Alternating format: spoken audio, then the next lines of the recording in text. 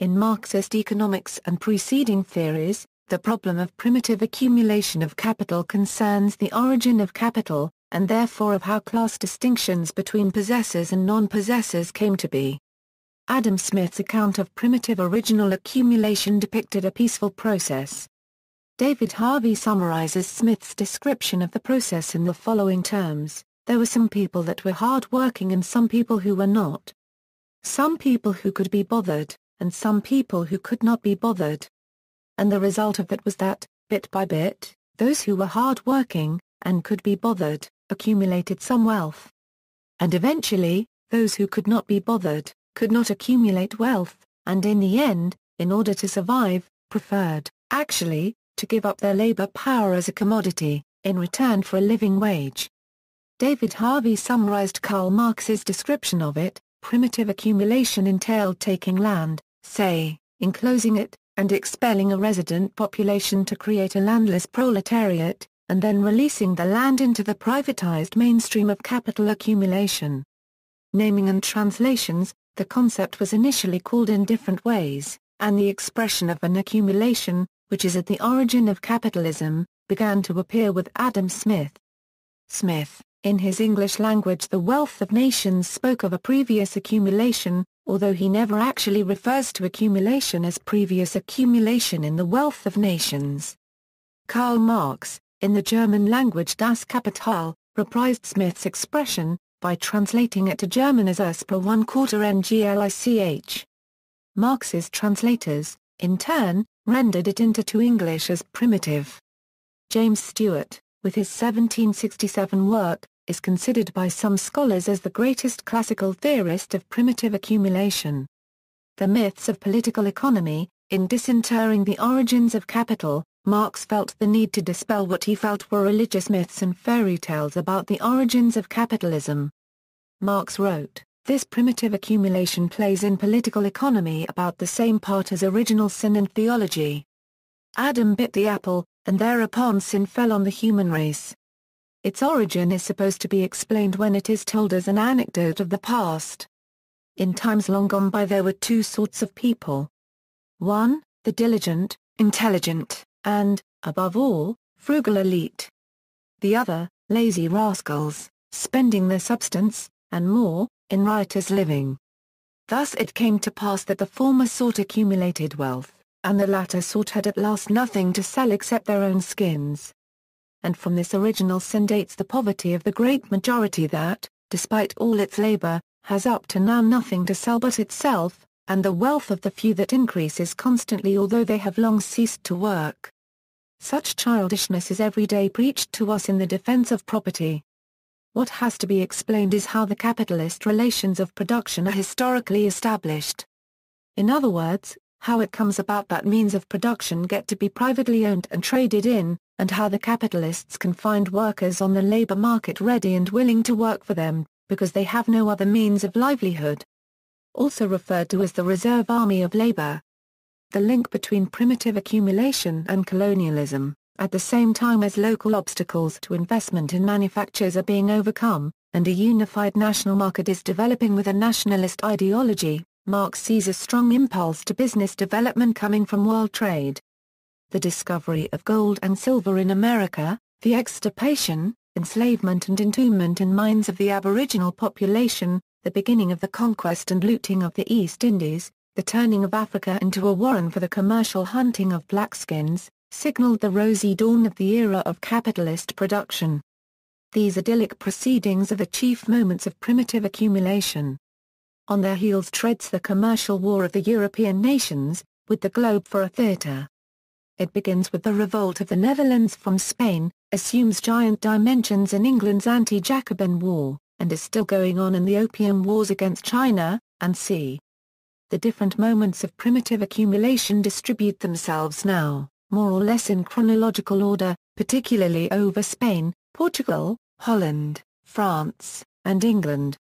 In England at the end of the 17th century, they arrive at a systematical combination, embracing the colonies, the national debt, the modern mode of taxation, and the protectionist system. These methods depend in part on brute force, for example, the colonial system. But, they all employ the power of the state, the concentrated and organized force of society, to hasten, hothouse fashion, the process of transformation of the feudal mode of production into the capitalist mode, and to shorten the transition. Force is the midwife of every old society pregnant with a new one. It is itself an economic power. Primitive accumulation and privatization. According to Marx, the whole purpose of primitive accumulation is to privatize the means of production, so that the exploiting owners can make money from the surplus labor of those who, lacking other means, must work for them. Marx says that primitive accumulation means the expropriation of the direct producers, and more specifically the dissolution of private property based on the labor of its owner.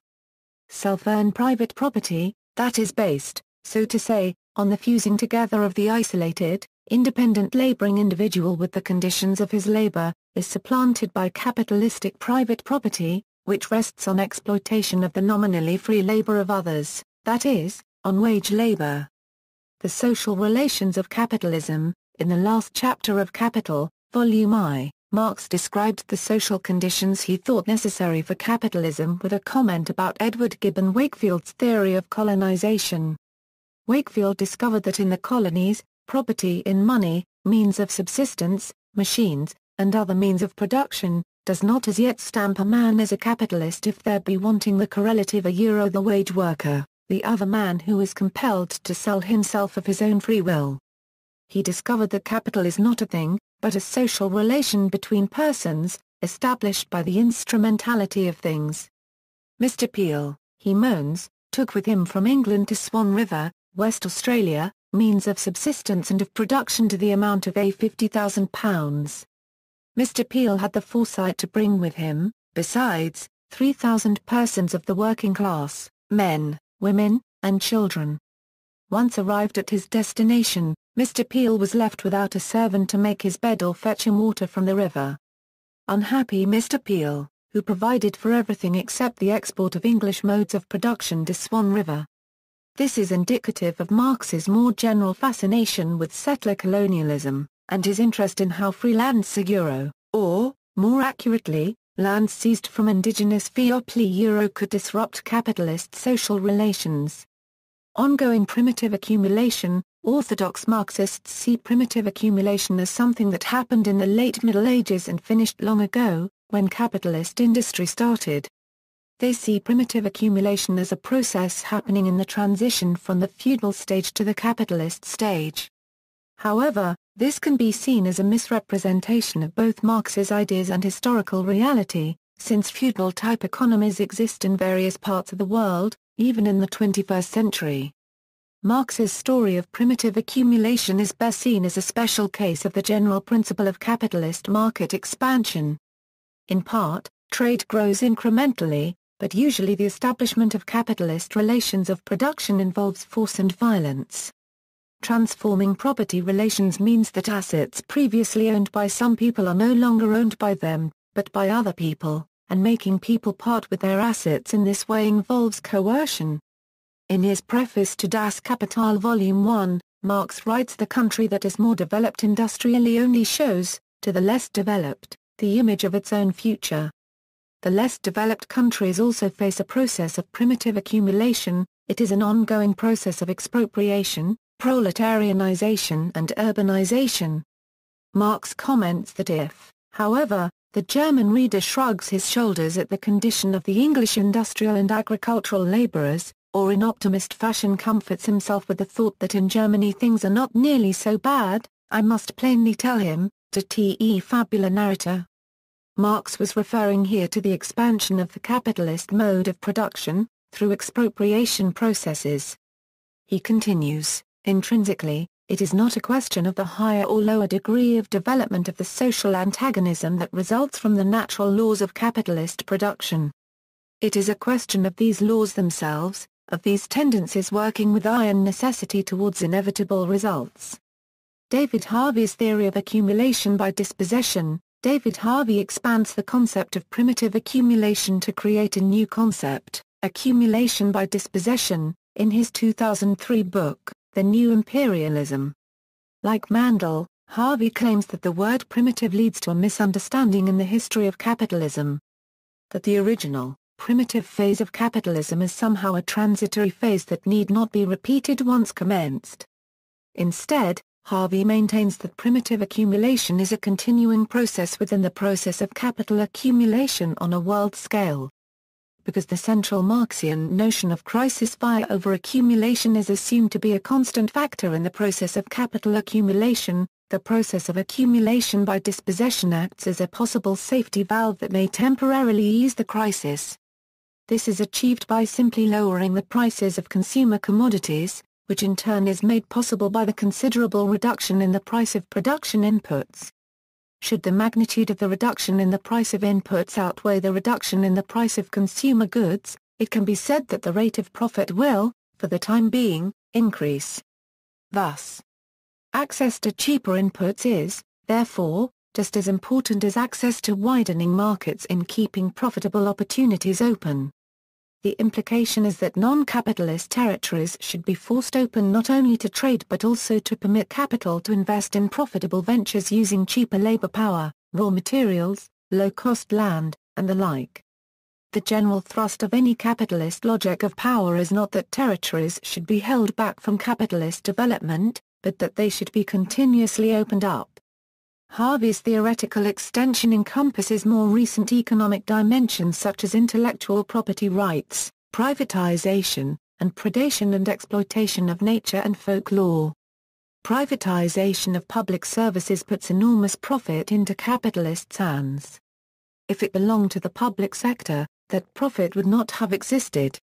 In that sense, the profit is created by dispossession of peoples or nations. Destructive industrial use of the environment is similar because the environment naturally belongs to everyone, or to no one. Factually, it belongs to whoever lives there. Multinational pharmaceutical companies collect information about how herb or other natural medicine is used among natives in less developed country, do some R&D to find the material that make those natural medicines effective, and patent the findings. By doing so, multinational pharmaceutical companies can now sell the medicine to the natives who are the original source of the knowledge that made production of medicine possible. That is, dispossession of folklore through intellectual property rights. David Harvey also argues that accumulation by dispossession is a temporal or partial solution to overaccumulation. Because accumulation by dispossession makes raw materials cheaper, the profit rate can at least temporarily go up. Harvey unregistered trademark S interpretation has been criticized by Brass, who disputes the view that what is described as present-day primitive accumulation, or accumulation by dispossession, entails proletarianization. Because the latter is equated by Harvey with the separation of the direct producer from the means of production, Harvey assumes this results in the formation of a workforce that is free. By contrast, Brass points out that in many instances the process of depeasantization leads to workers who are unfree, because they are unable personally to commodify or recommodify their labor power, by selling it to the highest bidder. Schumpeter's critique of Marx's theory. The economist Joseph Schumpeter disagreed with the Marxist explanation of the origin of capital, because Schumpeter did not believe in exploitation. In liberal economic theory, the market returns to each person the exact value she added into it. Capitalists are just people who are very adept at saving and whose contributions are especially magnificent, and they do not take anything away from other people or the environment. Liberalists believe that capitalism has no internal flaws or contradictions. Only outside threats. To liberals, the idea of the necessity of violent primitive accumulation to capital is particularly incendiary. Schumpeter wrote rather testily, the problem of original accumulation presented itself first to those authors, chiefly to Marx and the Marxists, who held an exploitation theory of interest and had, therefore, to face the question of how exploiters secured control of an initial stock of capital with which to exploit a question which that theory per se is incapable of answering, and which may obviously be answered in a manner highly uncongenial to the idea of exploitation. Schumpeter argued that imperialism was not a necessary jump-start for capitalism, nor is it needed to bolster capitalism, because imperialism pre-existed capitalism. Schumpeter believed that, whatever the empirical evidence, capitalist world trade could in principle just expand peacefully. If imperialism occurred, Schumpeter asserted, it has nothing to do with the intrinsic nature of capitalism itself, or with capitalist market expansion. The distinction between Schumpeter and Marx here is subtle. Marx claimed that capitalism requires violence and imperialism are Euro first, to kickstart capitalism with a pile of booty and to dispossess a population to induce them to enter into capitalist relations as workers, and then to surmount the otherwise fatal contradictions generated within capitalist relations over time. Schumpeter's view was that imperialism is an atavistic impulse pursued by a state independent of the interests of the economic ruling class. Imperialism is the object-less disposition of a state to expansion by force without assigned limits. Modern imperialism is one of the heirlooms of the absolute monarchical state. The inner logic of capitalism would have never evolved it. Its sources come from the policy of the princes and the customs of a pre-capitalist milieu. But even export monopoly is not imperialism, and it would never have developed to imperialism in the hands of the Pacific bourgeoisie. This happened only because the war machine, its social atmosphere, and the martial will were inherited, and because a martially oriented class maintained itself in a ruling position with which of all the varied interests of the bourgeoisie the martial ones could ally themselves. This alliance keeps alive fighting instincts and ideas of domination. It led to social relations which perhaps ultimately are to be explained by relations of production but not by the productive relations of capitalism alone. See also, History of Capitalism, Enclosure, Capital Accumulation, Common Land, Relations of Production, Accumulation by Dispossession, Socialist Accumulation. Notes. References, David Harvey, The New Imperialism, Oxford University Press. ISBN 0-9277808-3, ISBN 978-0-19-9277808-4, Perelman, Michael. The Invention of Capitalism, Classical Political Economy and the Secret History of Primitive Accumulation, published by Duke University Press, 2000. ISBN 0-8223-2491-1, ISBN 978-0-8223-2491-1, Tom Brass. Labor Regime Change in the 21st Century, Unfreedom, Capitalism and Primitive Accumulation. Published by Brill, ISBN 978-90-04-20247-4.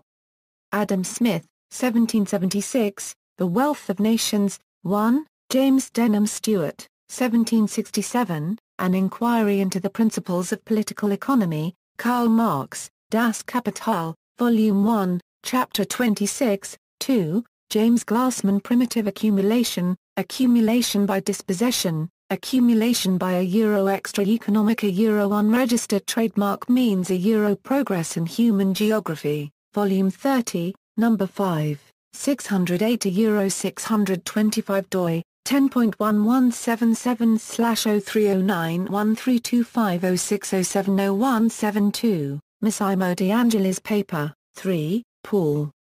Zaremka paper, 4, Bill Warren, Imperialism, Pioneer of Capitalism. Ernest Mandel, Late Capitalism. Ernest Mandel, Primitive Accumulation and the Industrialization of the Third World.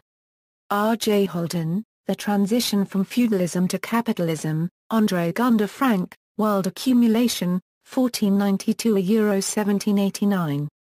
New York, 1978, Guardian article, The New Liberal Imperialism, 5, Raymond Aron, What Empires Cost and What Profits They Bring, reprinted in Raymond Aron, The Dawn of Universal History. New York, Basic Books, 2002, pages 407 Euro 418. Enki Hoogeveld, Globalization and the Post-Colonial World, The New Political Economy of Development. Enki Hoogeveld interview, 6, Jeffrey Sachs, The End of Poverty. How We Can Make It Happen in Our Lifetime. Penguin Books, 2005. David Harvey, Reading Marx's Capital, Reading Marx a Euro Unregistered Trademark S Capital a Euro Class 12, Chapters 26 a Euro 33, The Secret of Primitive Accumulation, Midnight notes the new enclosures,